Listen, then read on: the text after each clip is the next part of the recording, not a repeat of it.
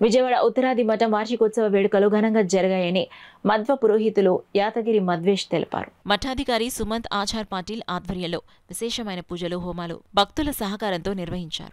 ఉత్తరాది మఠాధిపతులు శ్రీ సత్యాత్మక తీర్థ స్వామీజీ ఆశీస్సులతో ఈ విశేష కార్యక్రమం జరిగింది. ఇందులో పాల్గొనడానికి రాష్ట్ర నలుమూలల నుండి పండితులు, భక్తులు వచ్చారు. దక్షిణాభిముఖ ఆంజనేయ స్వామి వారికి విశేష పూజలు జరిగాయి.